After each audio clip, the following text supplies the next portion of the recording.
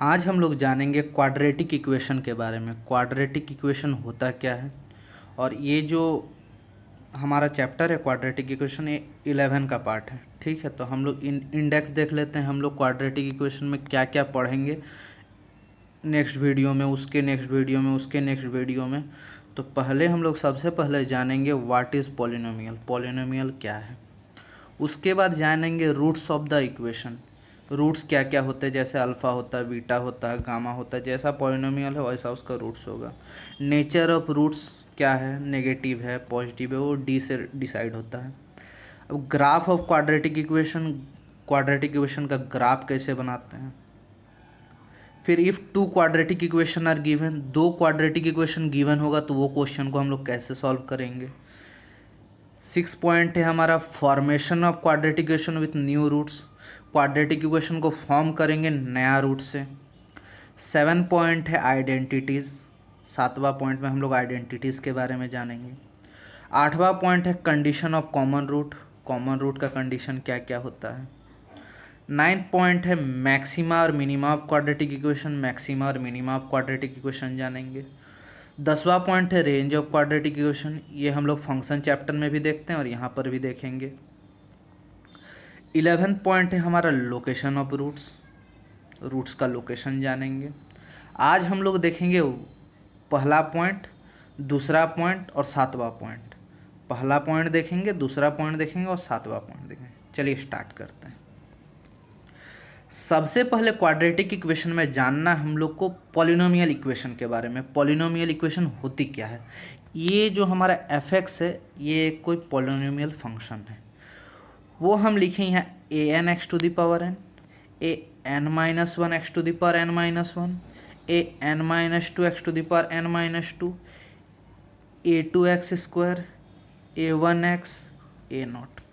अब आप सोच रहे होंगे ये x to the power n, x to the power n minus one, x to the power n minus two, ये सब तो ठीक है, लेकिन ये a n minus one, a n minus two, ये सब है क्या।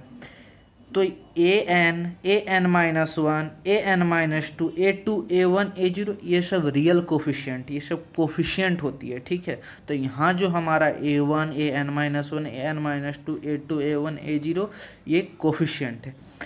अब हम लोग ये पॉलिनोमियल क्या होता है इसको अच्छी तरीके से एक एग्जांपल्स के समझेंगे नेक्स्ट पेज पे। अब देखिए यहाँ हम वही पॉलिनोमियल ले लिए हैं जो मेरा पहले पॉलिनोमियल फंक्शन था, f x is equal to a n x to the power n, a n minus one x to the power n minus one, a n minus two x to the power n minus two, plus a two x square, a one x, a zero.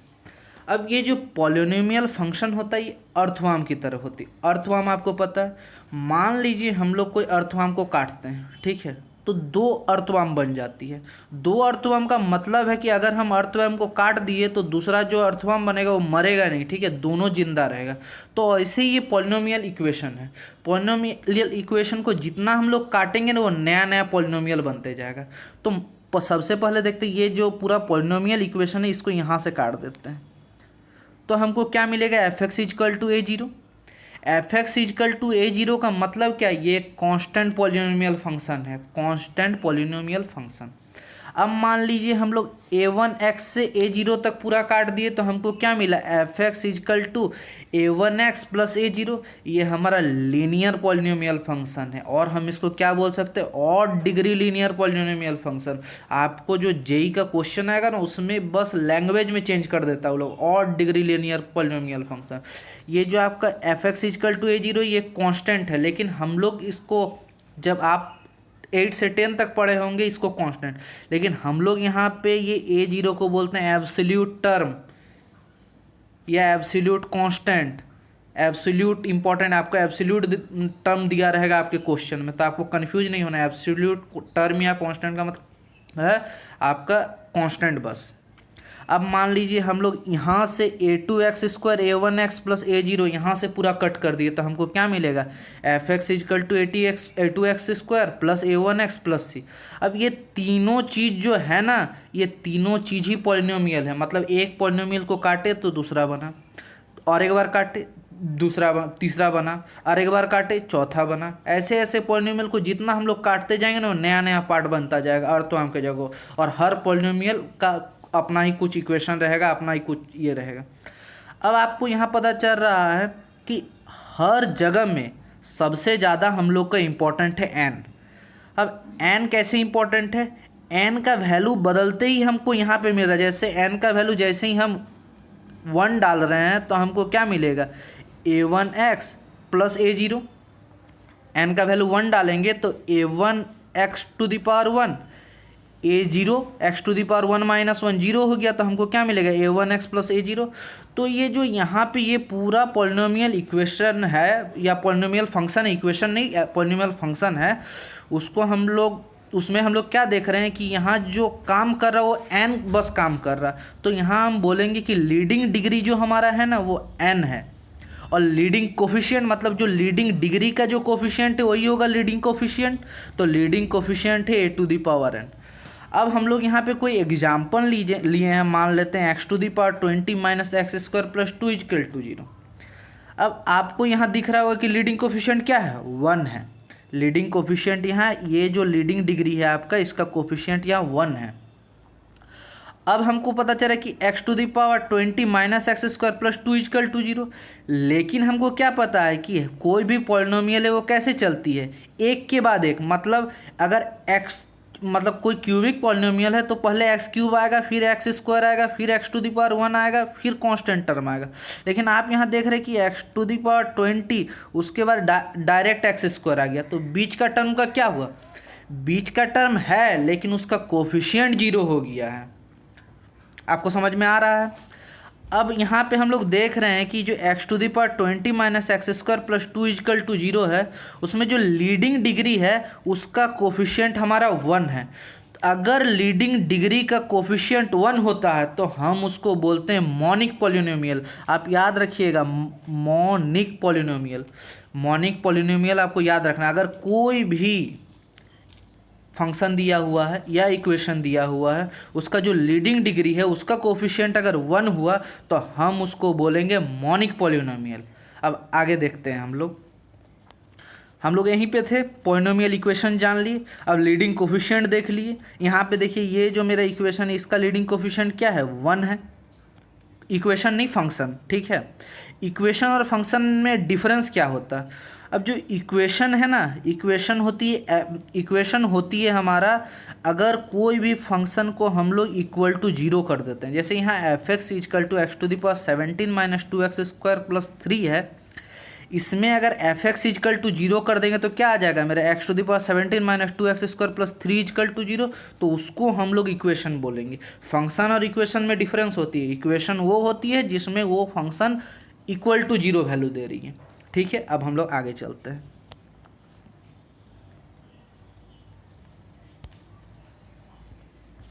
देखिए यहाँ पे हमारा कोई function का example नहीं है। हम लोग f x equal to 3x स्क्वायर माइनस 4x प्लस 1, इसको हम लोग क्या बोलेंगे? क्वाड्रेटिक पॉलिनोमियल बोलेंगे, नहीं तो क्वाड्रेटिक फंक्शन बोलेंगे।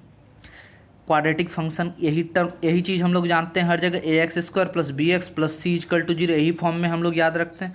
यहाँ c क्या है? देखिए यहाँ पे कांस्टेंट बोल सकते हैं, एब्सोल्यूट कांस्टेंट बोल सकते हैं, एब्सोल्यूट टर्म बोल सकते हैं। अब जैसे हमारा यहाँ पे हम ax square plus b x plus c equal to 0 है, इसका वैल्यू आप लोग 8, 9, 10 में जान रहे होंगे। x equal to minus b plus minus under root b square minus 4ac/2a होता है, इसको श्रीधराचार्य फार्मूला बोलते हैं। अब x equal to minus b plus minus under root b square minus 4ac/2a के बारे में आगे जानते हैं हम लोग। अब जैसे हमारा दिया हुआ है x equal to minus b plus minus under root b square minus 4ac/2a यहाँ दिया हुआ है, तो यहाँ जो बी स्क्वायर माइनस 4ac है ना, इसको हम लोग डी बोलते हैं। डी मतलब डिस्क्रिमिनेंट। अब जो आप नेचर ऑफ रूट्स पढ़िएगा ना, वो सब चीज़ डिस्क्रिमिनेंट में डिपेंड करती है, तो आपको डी याद रखना बहुत जरूरी है। D equal to b square minus 4ac। अब हमारे पास क्या है? x equal to minus b plus minus under root डी/2a हम लिख सकते हैं इसको, इस पूरा इक्वेशन को ऐसे लिख सकते हैं। अब यहाँ पे हम लोग क्या देख सकते हैं कि x को हम लोग 2 बार लिख सकते हैं। कैसे? एक बार प्लस लगा के, एक बार माइनस लगा के। अब ये जो प्लस और माइनस है ना, यही है रूट्स। अब रूट्स ऑफ द इक्वेशन क्या होती है, आप पूछिएगा कि रूट्स ऑफ द इक्वेशन क्या होती है। रूट्स होती है ऐसा कोई भी इक्वेशन में अगर हम ऐसा कोई क्वांटिटी डाल रहे हैं जिससे उसका आंसर जीरो आ जाता है तो उसको हम रूट्स बोलेंगे। जैसे हम लोग क्वाड्रेटिक इक्वेशन में ले लेते हैं अल्फ़ा बीटा रूट्स, तो अल्फ़ा जैसे ही क्वाड्रेटिक इक्वेशन में डालेंगे तो हमारा आंसर जीरो हो जाएगा, और रूट्स उसी को बोलते हैं। और रूट्स को हम लोग और एक नाम से जानते हैं, जीरो तो पॉलिनोमियल। जीरो तो पॉलिनोमियल कैलकुलेट करने भी बोलेगा ना तो हम लोग रूट्स ही निकालेंगे। तो अब देखिए यहाँ पे एक्स का value minus b plus under root d by two है, एक्स का value minus b minus under root d by two है। अब इसमें से कौन अल्फ़ा है कौन बीटा है ये हमको नहीं पता। हम लोग किसी को भी अल्फ़ा मान सकते हैं, किसी को भी बीटा मान सकते हैं, ऐसा कुछ नहीं है कि ये अल्फ़ा है और ये बीटा है। अब हम लोग देखते हैं अल्फ़ा प्लस बीटा करके, इसको मान लेते हैं अल्फ़ा, इसको मान लेते हैं बीटा। इसको जैसे ही ऐड करेंगे तो हमको क्या मिलेगा, माइनस बी बाई ए, और इसको जैसे ही इंटू करेंगे तो सी बाई ए। तो हम यहाँ क्या बोल सकते हैं, summation of roots in quadratic equation is equal to minus b by a, और products of root in quadratic equation is equal to c by a. ये हम लोग जाने। अब यहाँ पर भी देखिए वही लिखा हुआ है, alpha plus beta is equal to minus b by a, alpha into beta is equal to c by a, alpha minus beta is equal to under root d by a. Under root d by ये याद रखना, alpha minus beta under root d by, ये बहुत important है। ये आपका alpha minus beta करिएगा तो ये पूरा चीज़ आ जाएगा, ये आपको याद रखना बहुत जरूरी है, अंडर रूट डी बाई ए। क्या कि क्वेश्चन जो बनाइएगा ना उसमें अंडर रूट डी बाई ए का प्रयोग आएगा जरूर। अब आगे हम लोग देखते हैं।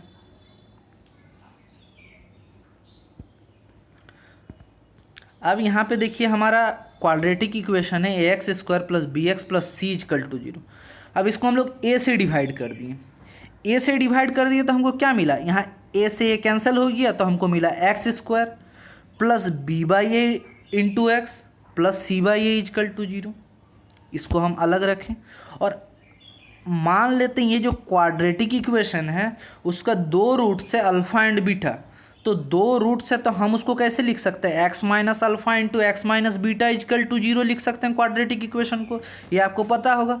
अब इसको जैसे ही इंटू करेंगे तो हमको क्या मिलेगा, x square minus alpha plus beta into x into alpha into beta is equal to zero.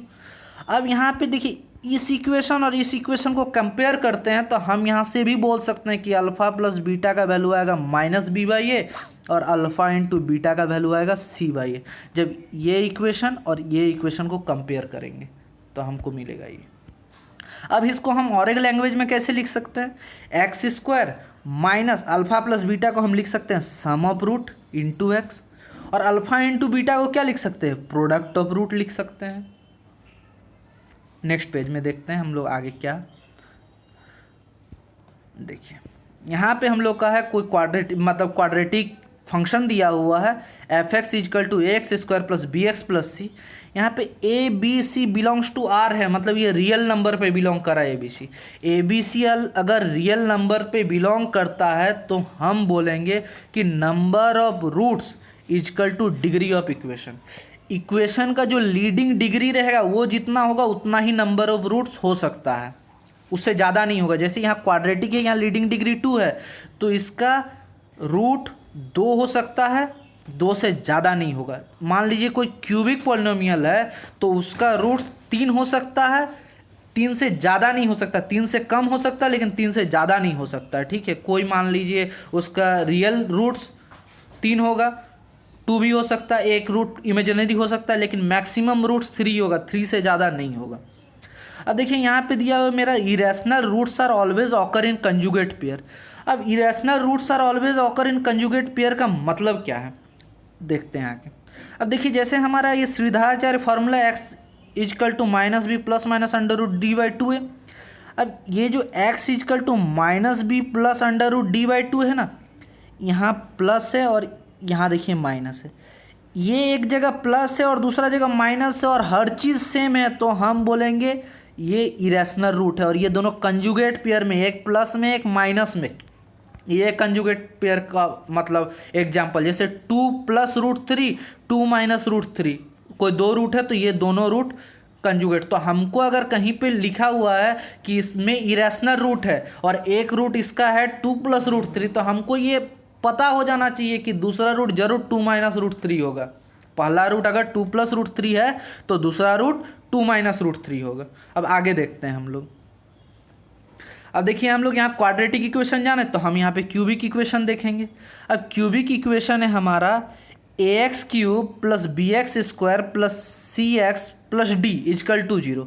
अब क्यूबिक इक्वेशन है, उसका लीडिंग डिग्री 3 है, तो 3 रूट होगा अल्फा बीटा गामा। अब इसको हम कैसे लिख सकते हैं? अगर इसका रूट्स अल्फा बीटा गामा है तो हम इसको कैसे लिख सकते हैं? x - alpha into x - beta into x - gamma = 0।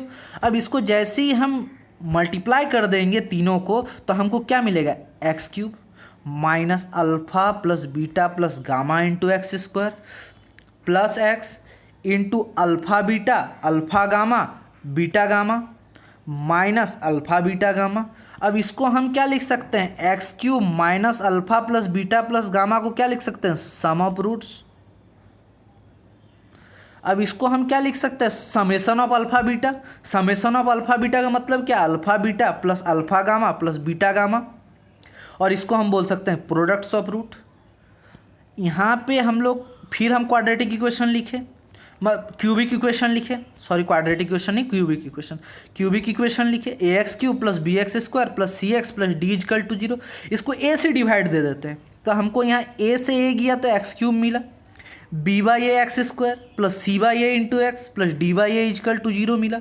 अब इस इक्वेशन को और इस इक्वेशन को कंपेयर करते हैं, इसको और इसको कंपेयर करते हैं, तो हमको क्या दिख रहा है? यहाँ जो अल्फा + बीटा + गामा है उसका वैल्यू है -b/a। ये दोनों इक्वेशन को हम कंपेयर कर रहे हैं। Alpha beta alpha gamma beta gamma का आंसर क्या है? c/a है। कंपेयर कर सकते हैं हम इसको और इसको, और इसको जैसे ही कंपेयर करें तो हमको क्या मिला? अल्फा बीटा गामा का वैल्यू क्या आया? -d/a, क्योंकि यहाँ माइनस यहाँ प्लस है तो अल्फा बीटा गामा का वैल्यू -d/a। ये हो गया क्यूबिक इक्वेशन। ये हमारा हुआ पहला जो पार्ट है ना, उसका थ्योरी का पहला पार्ट खत्म हुआ। अब नेक्स्ट हम लोग देखेंगे आइडेंटिटीज ऑफ फंक्शन। आइडेंटिटी हम लोग का 7 टॉपिक था, लेकिन हम लोग इसी में देख रहे हैं कि आप लोग का जो हम क्विज कंडक्ट करवाए हैं उसमें आइडेंटिटी से क्वेश्चन है, इस कारण इसको यहीं ले रहे हैं। अब देखिए आइडेंटिटीज़ होती क्या है। अब मान लीजिए जो x + 2² है उसका वैल्यू हमको पता है कि x² + 4x + 4 है। पता है x + 2 का स्क्वायर क्या होगा? a + b का होल स्क्वायर क्या होती है? a² + b² + 2ab। उसी तरह x² + 4x + ये एक आइडेंटिटी है। जैसे x + 3 का स्क्वायर = क्या होगा? x² + 9 + 6x लिख सकते हैं, वो एक आइडेंटिटी है। अब यहाँ पे हम x + 2² को लिख सकते हैं x² + 4x + 4, और ये जैसा था मेरा इधर वैसे ही है। अब हम इसको इधर का टर्म को इक्वल टू के इधर लेके गए तो हमको क्या मिला? x² - x², 4x - 4, 4 - 4। इसमें से x² कॉमन ले लिए तो हमको क्या मिला? 1 - 1। 4x कॉमन ले लिए तो 1 - 1 मिला, 4 कॉमन लिए तो 1 - 1 मिला। अब 1 - 1 का वैल्यू क्या होता है? 0 होता है, 0 होता है, 0 होता है।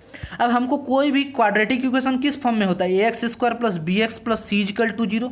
तो यहाँ से हमको दिख रहा है कि यहाँ इसका जो कोफिशिएंट है वो 0 है, मतलब a का वैल्यू 0 है। यहाँ जो 4x का कोफिशिएंट है वो 0 है तो b का वैल्यू 0 है, और यहाँ जो c है वो भी 0 बन रहा, तो हम यहाँ बोलेंगे a b c = 0। तो कोई भी आइडेंटिटीज तब होगी जब उसमें ऑल कोफिशिएंट 0 होगा।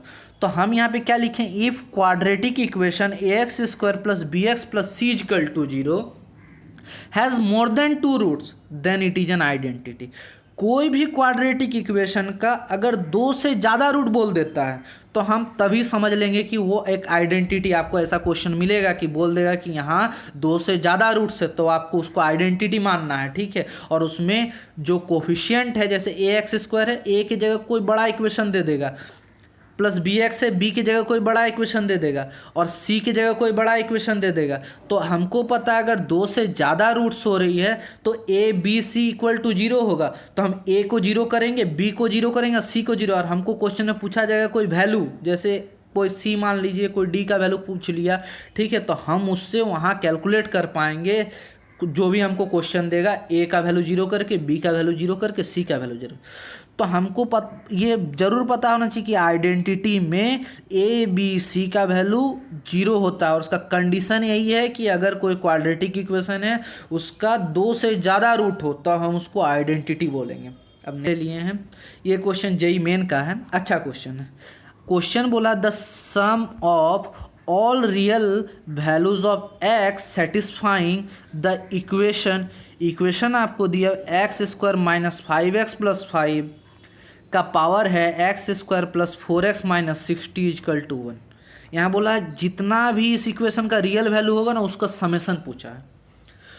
तो ये जो मेरे को जो कोई मतलब कोई दिया हुआ इक्वेशन उसको क्या क्या चीज़ सेटिस्फाई करा, कब कब ये इक्वेशन पॉसिबल होगा हम देखेंगे। सबसे पहला इसका पॉसिबिलिटी कैसे, x square plus 4x minus 60 is equal to 0। अगर ये जो ऊपर वाला चीज़ है जो पावर में है वो अगर 0 हो गया, और हमको पता है कि कोई भी चीज़ का पावर 0 1 होता है, तो वो एक क्या हो जाएगा मेरा एक पॉसिबल कंडीशन। इसके साथ में ये भी जरूरी है x square minus 5x plus 5 not equal to 0। अगर ये 0 टू दी पावर 0 हो जाएगा, एक इनडिटर्मिनेंट फॉर्म है, ठीक है, उसको हम लोग कैलकुलेट, तो हमको ये जरूर पता इसके साथ ये कंडीशन के साथ ये भी सेटिस्फाई होना चाहिए कि x square minus 5x plus 5 0 नहीं होगा और x square minus 4x minus 60 0 होगा। ये पहला केस है। दूसरा हम लोग क्या बोल सकते हैं कि x square minus 5x plus 5 is equal to 1। अगर 1 हो गया तो 1 का पावर एनीथिंग 1 ही होता है, तो हमको इससे आंसर मिलेगा। एक दूसरा केस ये हो सकता है इस क्वेश्चन में। तीसरा केस क्या हो सकता है कि x square minus 5x plus 5 is equal to -1 हो गया और उसका पावर मेरा इवन हो गया, और हमको पता कोई भी नेगेटिव चीज़ का इवन मतलब पावर इवन होगा तो वो पॉजिटिव बन जाता है, ठीक है, और ये 1 है और 1 का कोई भी पावर 1 ही होगा, तो हम अगर यहाँ नेगेटिव चीज़ ले रहे हैं तो उसका पावर हमारा इवन नंबर होना चाहिए, ठीक है। तो हम लोग केस 1 देख लेते हैं। केस 1 हमारा क्या है, x square plus 4x minus 60 is equal to 0, ये मेरा केस 1 था। तो हम यहाँ क्या लिख सकते हैं, इसको फैक्टराइज करके इस इक्वेशन को सॉल्व कर दिए। जो भी इक्वेशन है एक्स स्क्वायर प्लस एक्स, 4 को हम क्या लिख सकते हैं 10 माइनस 6 माइनस 60 इजकल टू 0, तो हमको क्या मिल गया x square plus 10x minus 6x minus 60 is equal to 0। अब हम लोग नेक्स्ट पेज में देखेंगे। अब वहाँ से हम लोग x कॉमन ले लिए तो हमको क्या मिला x प्लस 10 माइनस 6 मतलब माइनस 6 कॉमन ले लिए तो हमको फिर मिला x प्लस 10। हमको यहाँ पे दो रूट क्या मिला x इजकल टू -10 और x इजकल टू 6। आपको क्वाड्रेटिक इक्वेशन सॉल्व करना आता है।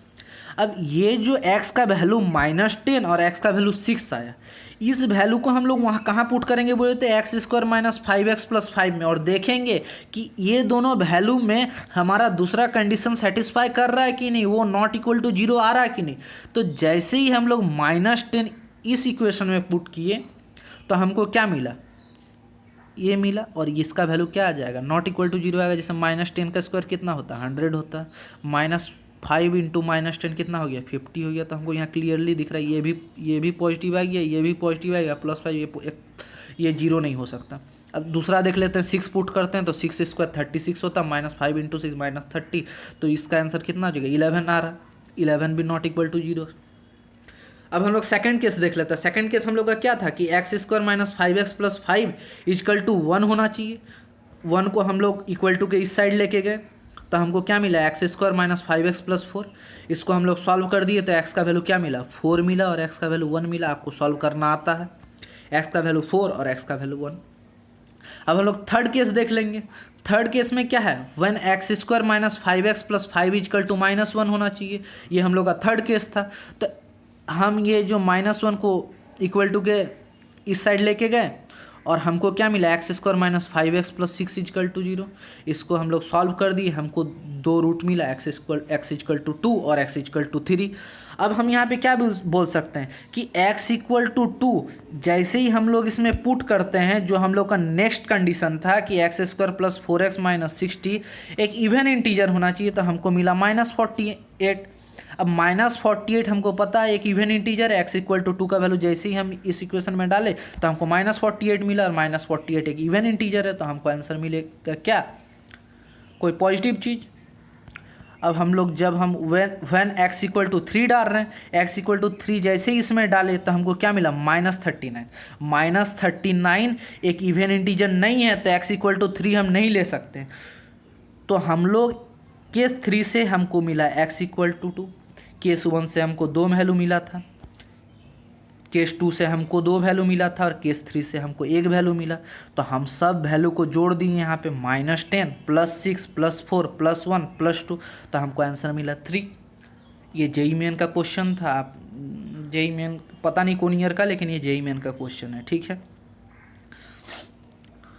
आपका यहाँ पे जो पहला पार्ट था वो समाप्त होता है। आपका नेक्स्ट पार्ट में हम लोग का जो जो इंडेक्स में था, जो जो बच गया वो करेंगे, फिर नेक्स्ट वीडियो में और जो जो बचेगा वो करेंगे। आप लोग ज़रूर इस चैनल को सब्सक्राइब करिए, लाइक करिए, शेयर करिए, और कमेंट एकदम ज़रूर करिए कि कोई आपको प्रॉब्लम होती है या हमको कुछ सुधारने का ज़रूरत है, कोई चीज़ आप ज़रूर कमेंट करके बताइए। और आपको बता दें कि हम लोग का साइट है lastbencher.live, उसमें हम लोग डेली जो भी रिलेटेड यहाँ वीडियोस डालते हैं उसका क्विज कंडक्ट करवाते हैं। उसका लिंक आपको डिस्क्रिप्शन में मिल जाएगा। और वो जो क्विज होगा उसमें जो भी आपका डाउट है वो आप हमारे व्हाट्सएप ग्रुप या टेलीग्राम चैनल, जिसका लिंक आपको डिस्क्रिप्शन में मिल जाएगा, उसको आप ज्वाइन कर सकते हैं, उसमें आप पूछ सकते हैं। और यहीं हम लोग ख़त्म करते हैं हम लोग का वीडियो। Thank you.